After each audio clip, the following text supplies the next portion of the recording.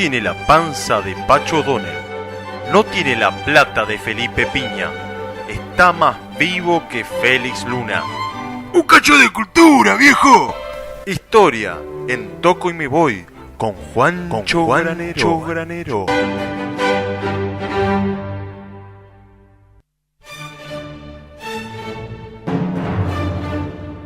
Bueno, siendo las 17:27 en la ciudad de Buenos Aires, ahí como dirían los locutores, 25 grados, viste que empieza con esa... En los sectos pactales, claro. estos pactales y ya hace más frío, Hace más frío.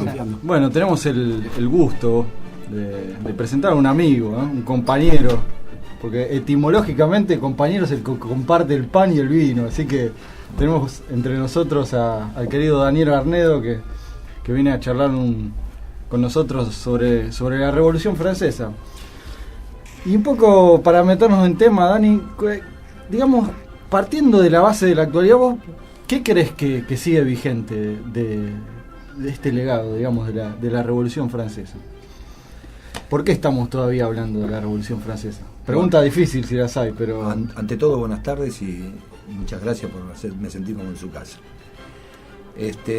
La Revolución Francesa es la actualidad. Es el no haber dejado resurgir al populacho hacia la toma del poder.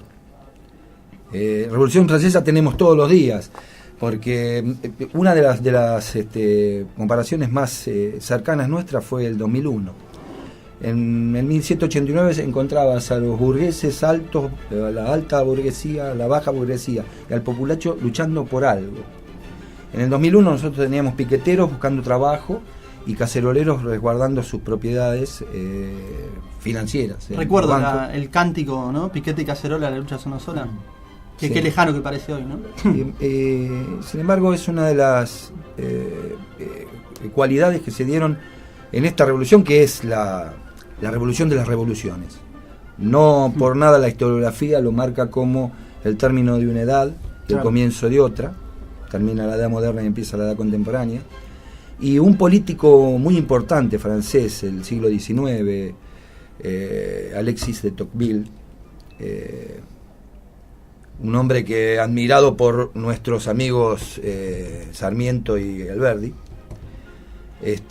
dijo que la Revolución Francesa no había terminado en 1799 como lo canta la historiografía, sino en 1848. Con esto estaba avalando a la Revolución Francesa como los ideales de no solamente las revoluciones de independencia de América, sino las revoluciones europeas liberales del 20, de 1820, de 1830 y 1848. Volvemos un poquito hacia atrás. Suponete, el que está escuchando no tiene la menor idea, digamos, de la revolución. ¿Por qué estalla la revolución y qué características tiene, digamos? Porque vos hablas del pueblo como protagonista. Contanos un poco por qué el estallido, digamos, en qué año se da y, bueno, digamos, la previa y después si podemos desarrollar un poco lo que fue, digamos, las distintas etapas de la revolución. Todos estos hechos tienen una causa y después van a tener una consecuencia. Este es un hecho que es multicausal, pero nosotros nos podemos referir para ponernos un poco en tema y para adentrarnos dentro de la problemática de la crisis, que es una crisis política, una crisis social y una crisis económica, pero comienza por una crisis económica a principios del siglo XVIII con Luis XIV. Luis XIV conforma un reino poderoso, pero domésticamente decía muy gastador. El hecho solamente de haber hecho el Palacio de Versalles y convivir con la nobleza hizo de Francia un alto presupuesto en mantener este poder. Luis XV fue el bisnieto de Luis XIV, fue administrativamente lo peor que le pudo pasar a Francia, y lo que recibe Luis XVI es una Francia agotada económicamente, con crisis social entre la nobleza y la monarquía, con una monarquía absoluta de un carácter despótico, surcada con asesores, como eran los ministros de Economía. Digo los ministros de Economía porque después voy a nombrar dos que tuvieron mucha injerencia en lo que fue la revolución. Y hay un antecedente muy importante que es como que detona la crisis económica, que es la participación en la independencia de Estados Unidos. Claro. La crisis económica se genera un poco por el gasto de guerra y llegamos a 1787, 2 años antes de la toma de la Bastilla, cuando uno de los ministros, el último, Necker, el primero fue Calonne, quiso poner las cuentas en orden. Poner las cuentas en orden era generar más impuestos. La carga de los impuestos generalmente la tenía la burguesía, o sea, los pequeños propietarios, o los grandes propietarios, pero en realidad el comercio y la banca era la que soportaba el gasto público con los impuestos. Necker propuso gravar a la nobleza y generó la primera revolución, que es la revolución noble. Porque la revolución francesa nosotros la tenemos que dividir en etapas. De 1787 a 1789 es la revolución noble, que comete el error de pedir los estados generales. Estados generales eran una asamblea nacional por la cual se había reunido la última oportunidad en 1614. O sea que más de 100 años que no se reunía esa asamblea. Pongámoslo en contexto, Dani. Era de alguna manera que el rey estaba en su momento mostrando una debilidad, digamos. Por supuesto. Llamar a estados generales era de alguna manera romper con este absolutismo, con este monopolio de las decisiones. Había que calmar las aguas, porque no te olvides que la nobleza era el soporte, el que legitimaba el poder. Lo que nosotros estamos acostumbrados en democracia, que el pueblo, o sea, el voto, la base, es lo que legitima el poder. En este aspecto la monarquía solamente se legitimaba el poder mediante el poder económico de la nobleza, que eran los dueños de la... ejemplo, el 2% de la población de Francia era la nobleza y tenía el 30% de las tierras. Otro 20% de las tierras lo tenía el otro 2% que era el clero. El 96% el resto era el estado llano, que era la burguesía, y el pueblo, el populacho. O sea, no estábamos viendo unas diferencias terribles. Sofocar el movimiento era llamar a estados generales para que cada uno pusiera en los cuadernos de quejas los temas a tratar y poder imponer mediante la asamblea imponerles el impuesto necesario como para que las cuentas cerraran. ¿Por qué marcamos el 89 como ese quiebre, digamos? ¿Qué sucede en el 89? Porque hay una conjunción. Estamos detrás de un problema con la nobleza, pero hay una clase social, en ese momento eran estamentos, pero ya deberíamos llamarle clase social, que viene abriéndose paso a través ya de cierto tiempo. La clase burguesa viene abriéndose paso en la política desde la revolución White, de la revolución gloriosa de 1682, perdón. Y viene pidiendo paso en la política. Si bien con su poder económico compra lugares en el poder como asesores, y pasa a ser como una nobleza de toga, está pidiendo realmente tomar el poder. Claro. A su vez, las crisis económicas, porque este último quinquenio hubo un problema con las cosechas. O sea, se va sumando a la crisis otra clase más, el pueblo, el hambre. Claro. El hambre. Sería una tontería decir que la Revolución Francesa se hizo por falta de pan, pero fue uno de los motivos. Bueno, leí la frase de María Antonieta, ¿no? si les falta pan, que coman tortas. Era una soberbia Sí. increíble. Bueno, cuando tuvo al pueblo tomando la Bastilla, el rey preguntó a uno de sus asesores si era un golpe de Estado. Y le dijeron, no, es una revolución. No había entendido, o sea, no tenían ni el más mínimo noción de dónde estaban parados. Por eso es una revolución que marcó el tiempo, porque fueron una convergencia de problemas y una convergencia de clases sociales demandando soluciones. Y el primer chisporroteo fue cuando se determinó cómo votar en la asamblea. En la Gran Asamblea. ¿Por qué? Porque normalmente se votaba por estamento. Claro. Había 3 estamentos, estaba el clero, la nobleza, en la cual estaba incluido el rey, y el estado llano, que era la burguesía, la alta, la pequeña burguesía, y el estado y el populacho. Cuando votaban por estamento, entonces generalmente el clero y la burguesía ganaban 2 por 1.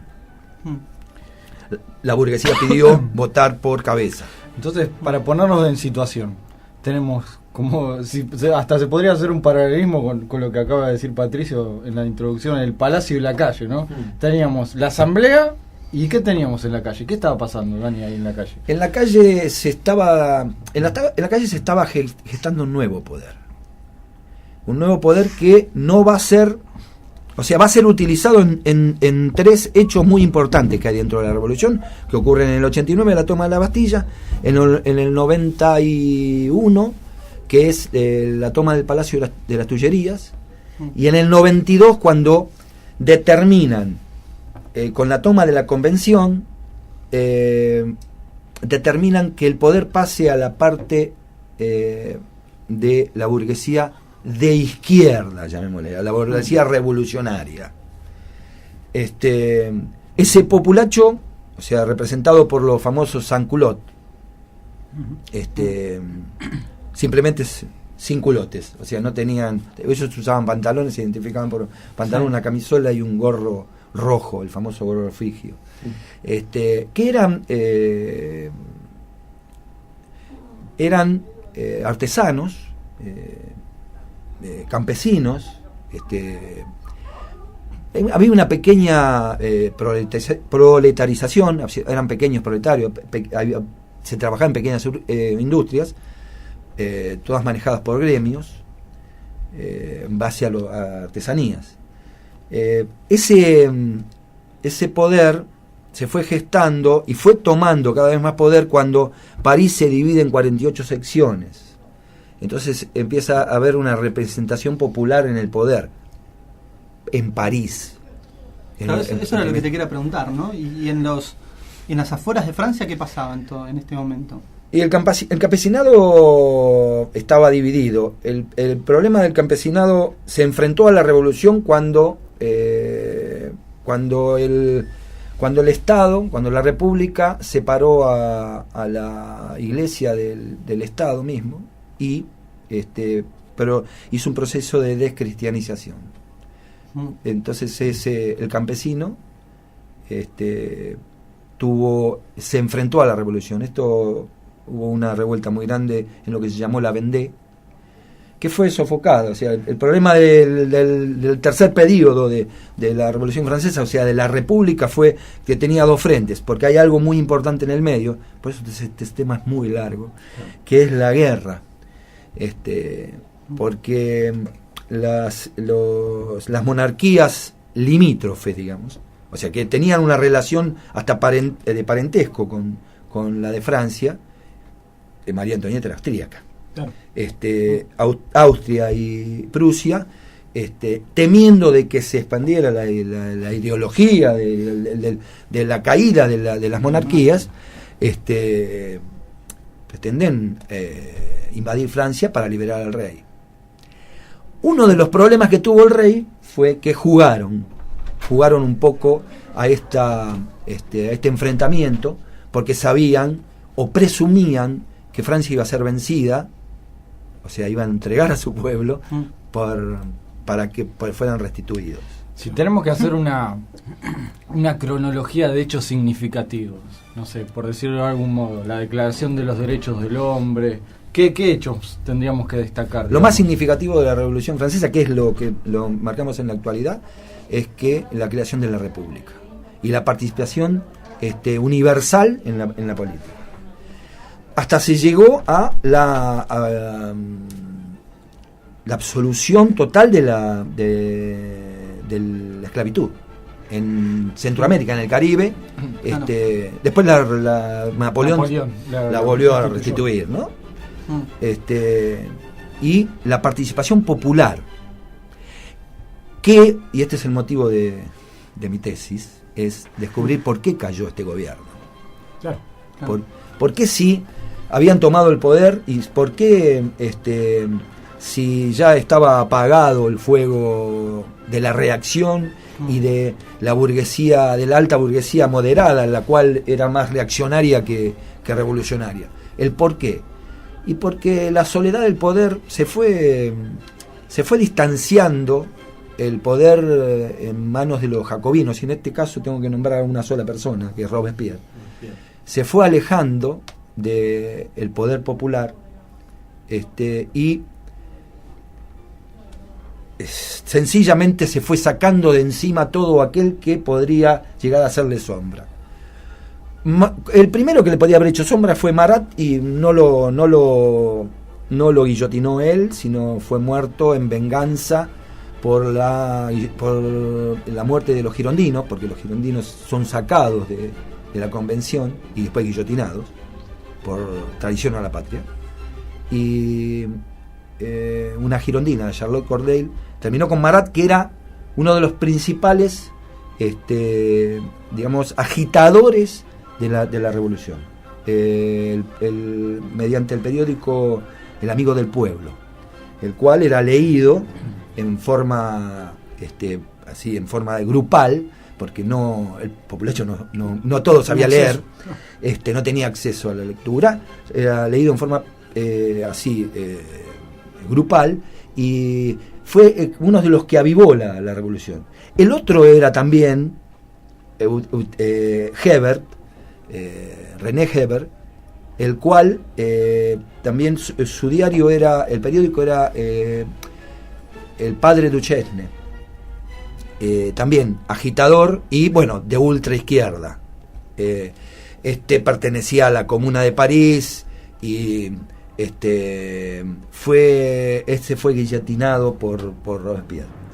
Te quería preguntar, como haciendo el paralelismo con lo que decía Juan en algún momento, ¿qué pasaba en el Palacio? ¿Quién era Luis XVI? ¿Características de él como tipo de Luis XVI era poder? Sí, Luis XVI era un rey sin carácter, muy hábil para manejar, yo no diría la retórica, sino para personificar cómo acomodar situaciones. Hubo cuando se lo acusa y se lo enjuicia en la convención, se le dice: ¿por qué nos engañaste? O sea, era un engañador, un gran simulador, y se reunió de buenos asesores, pero no fue un buen gobernante, ni para Francia ni para la monarquía misma. Lejos pudo llegar a emparentar o a parecerse al mejor de los reyes que tuvo esta dinastía, que fue Luis XIV, el Rey Sol. Bueno, de alguna manera, para ir cerrando, volviendo a lo mismo, el legado, ¿qué legado nos deja la revolución? Y el legado que nos dejó la revolución es que ¿por qué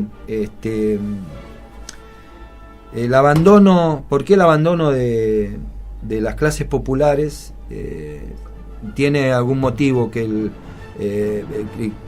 está personificado en que el poder cambia a las personas. No es el mismo, no fue el mismo Robespierre que tomó el poder en 1793 al que fue guillotinado después del 9 de Thermidor en el 94. Se aisló, se olvidó de lo popular, y si nosotros rastreamos un poco la historia hasta la actualidad, vemos que los grandes fracasos son el olvido de las bases por la cual lo subieron al poder. Ejemplo, una de las revoluciones más parecidas no quiere decir que sea igual, sino una de las revoluciones más similares a la Revolución Francesa fue la Revolución Rusa. Comenzó siendo una revolución burguesa y terminó siendo una revolución proletaria. Pero no hay que olvidarse que esto fue en el 17, en el 29 el señor Stalin dijo que se te había terminado la revolución. Generalmente una revolución no debería terminar, porque estancaríamos al progresismo. Una revolución es todos los días, y una lucha de todos los días.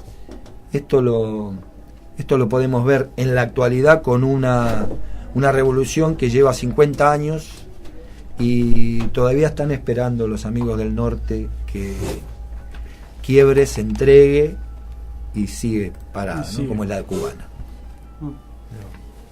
Hermoso tema. Es un tema acá el amigo Arnedo es un libro abierto en el tema, porque tiene como un metejón con las revoluciones, las revoluciones mexicana, cubana. Las revoluciones son un poco bueno, lo que pasa es que si partimos de la base que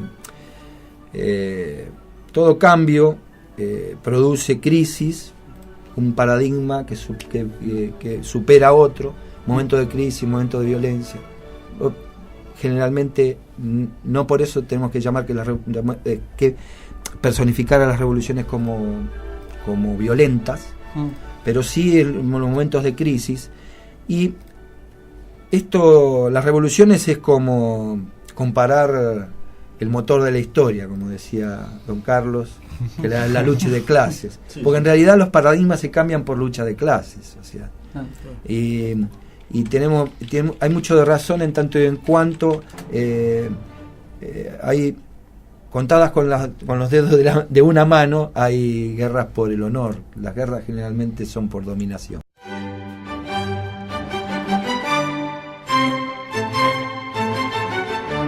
No tiene la panza de Pacho O'Donnell, no tiene la plata de Felipe Piña, está más vivo que Félix Luna. ¡Un cacho de cultura, viejo! Historia en Toco y Me Voy con Juan Granero.